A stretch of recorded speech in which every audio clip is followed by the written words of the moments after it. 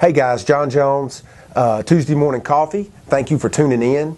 It's the day after Memorial Day, the first official day of summer as it's called.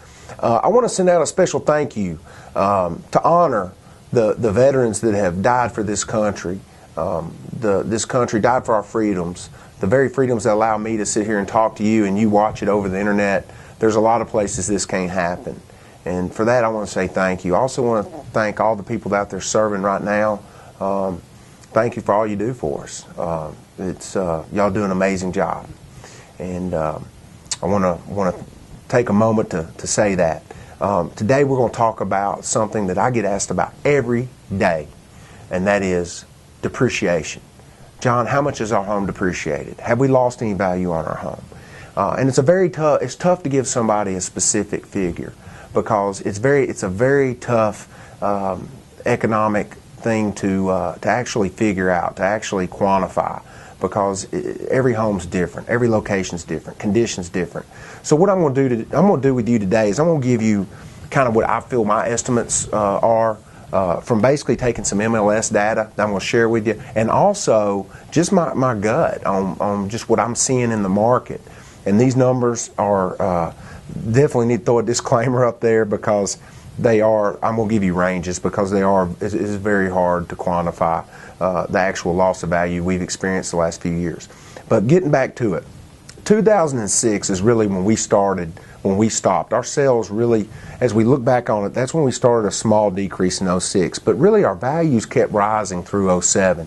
Just to give you an example, our average closed sale in Rutherford County in 2007 was $185,528. If you took every sale we had, averaged them together, $185,528. This year to date, our average closed sales price is $162,577. So that's a 12% decrease in average close price. Now that's not exactly depreciation because that is an average. It's an aggregate total of everything. But it at least gives us some idea, and I think it really is a pretty close percentage. If I had to give you an overall number for the depreciation we've had in Rutherford County, I would probably say anywhere from 10 to 12 to 13% would be the number I would say.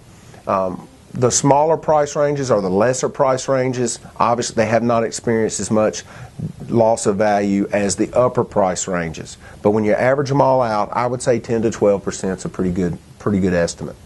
To kind of tell you about the areas of town that have been affected the most that I can see. 2007, Area 21, which is North Murfreesboro, okay, in the city limits. The average close price, and it is our most valuable area. That's where more expensive homes or more valuable homes are per capita in our county. The average close price in 07 was $243,000. Okay, this year that's the average closed sales price. This year that's $188,000. So that's a 22% decrease in average closed sales price. All right. Another area that was even hit worse than that as far as looking at average closed sale prices was in Laverne, the east side of Laverne, which dropped from $136,000 in 07 to $106,000 close price in 2010, and that's almost a 30% drop. But there's one or two areas in our town, like Area 22, where the average closed sales price in 2007 was $152,000. The average closed sales price this year is $157,000. So although that doesn't give you exactness on depreciation, it helps us have an understanding of what's going on. If I have to throw totals to it, and this is I call it my Jones estimates. Zillow has a site out there, a home site out there, and they call it Zestimates, that tells you what the value of your home is, which very rarely is ever correct, by the way. But I'm going to give you my Jones estimates, and take it for what it's worth. But from $100,000 to $150,000 home in Rutherford County, I would say we have depreciated from our peak pricing in 07 4 to 6%.